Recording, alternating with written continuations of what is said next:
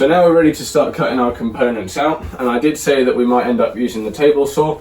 That would have been if I only had board material that was too wide and I wanted the 3 inches that I wanted, like I said. So I would have had to have cut down the length of the piece of wood to make it thinner. But in this instance, this board is going to be just fine, so we should get away with this. So all we're going to need to do is make cross cuts. Cross cuts. No.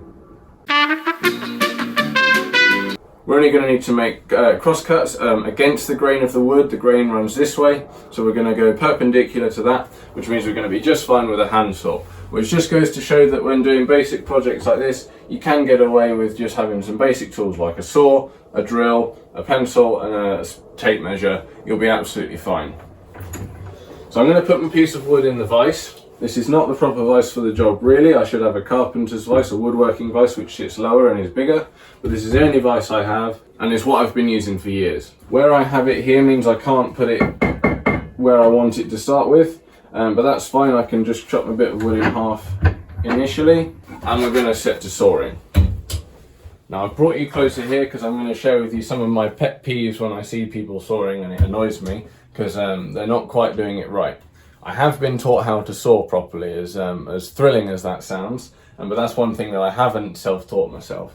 So there is a proper method to sawing. It makes your life a lot easier. The key to starting sawing is to go slow.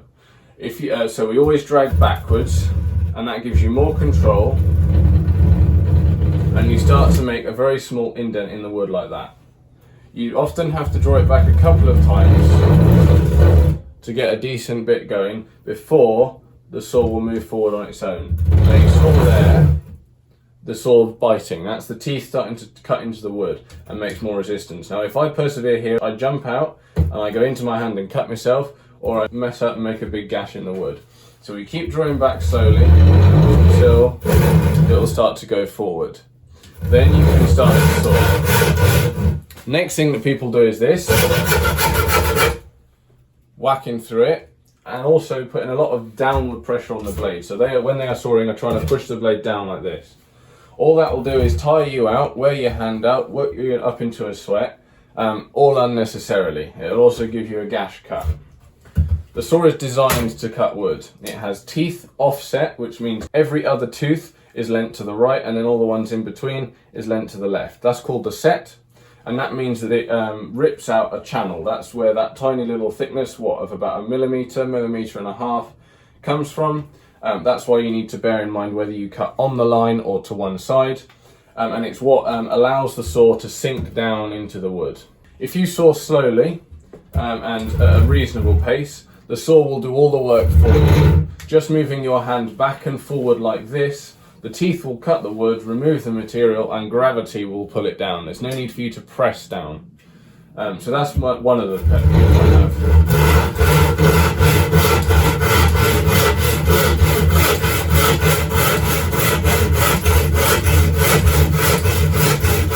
That there is perfectly adequate. The next thing is positioning. The saw, like I said, to cut properly, 9 times out of 10 you're going to be cutting perpendicular to the wood and perpendicular to the grain. That again will make your life easier. As a result, the saw, when it's going back and forth, wants to try and move in a perfectly straight line, which means that if you're stood at an angle like this, directly behind the saw, your hand and your arm is going to be straight, bend, right? That means it's going to be harder for you to do a straight line. So really you want to be stood off to the side a bit, feet nice and stable stance, and allowing your arm to do a nice straight motion underneath your shoulder. Obviously with a nice firm grip, often helps to put your forefinger out like this, and away we go. To return to starting the sawing, sorry to go over the same old ground, when we do our draw back, it can often be that the saw will move around like this when we're drawing it back, so often you put something there to guide it. Now it can be quite scary for beginners to do that, but it's all about confidence really, and knowing that the sharp bit of the saw is this bit and that it only cuts you if you do that. I will always put my hand here, and then this thumb is my guidey thumb. Put the saw where I want it, put my hand there with about an inch between my hand and the blade, and then I have a thumb or the tip of my thumb, maybe even a knuckle there, or even all the way up here, something that I can press against and keep the saw blade still. So as I'm pulling back there, I'm pulling both back and in towards my finger. Now my finger is well up on the side of the blade. I can rub my finger on the side of the blade all day and it won't cut me. It's only when it goes down there that I get cut. So having a hand here and using a finger or a thumb just up above the teeth is going to be absolutely fine and give you a nice strong thing to push against and give you a neat begin to your cut. Not to mention, of course, at this point we're moving the saw so slowly, you have all the control in the world. You can keep your thumb exactly where it is on each drawback until we begin a cut. And when the saw starts moving forward, we only have to do a few strokes, and now I can move my hand away, well out of the way of the saw, and it will stay in the groove that it's already made. Setting us off ready to cut the material. And the last pet peeve before I shut up about sawing and get on with it is the usage of the full blade. The saw has teeth all the way from back here, underneath my hand, right to the tip here. Now if we only use the middle of the blade like this, what will happen is we'll blunt this middle part of the saw. The saw then has to be chucked out, or if it's an old-fashioned saw that can be resharpened, it has to be resharpened, and you've not even touched these ones. So the best practice is to try and do a full stroke of the saw. We want to be going right from where our hand is at the wood pretty much, all the way to the tip, and then all the way back forward.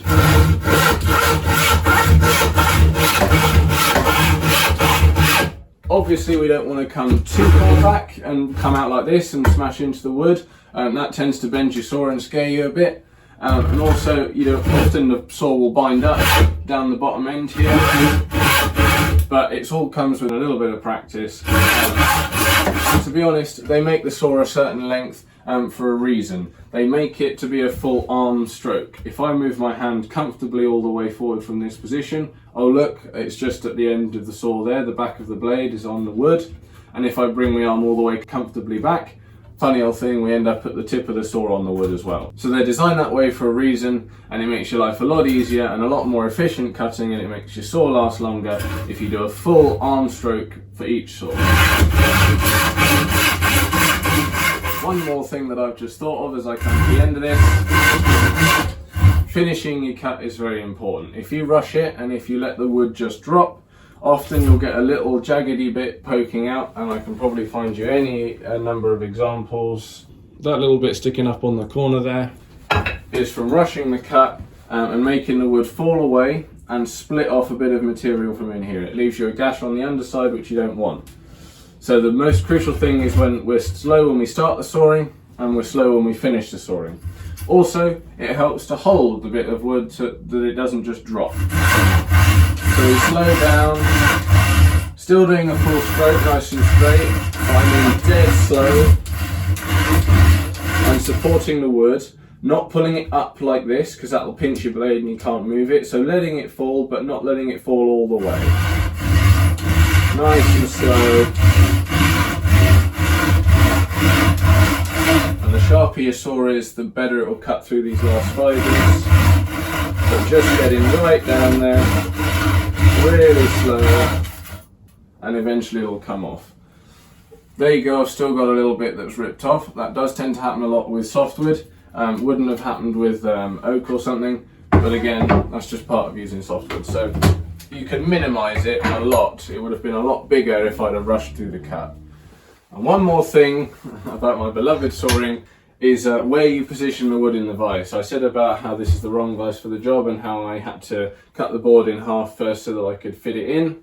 But also, if you position your wood, say here, and try and make this cut, especially with a vise that's got a bit of movement in it like mine has, because it's only made for small things and I use it for bigger things, so I overstrain the screws and it now has a bit of wobble to it. Different story altogether. The wood will move as you cut it and your saw will bind, you'll have a hard time with it. The aim is always to be working as close to the vise as possible. So I will put this about here, make the handle out of the way, and this way when I finish the cut, There's a lot less movement in the vise.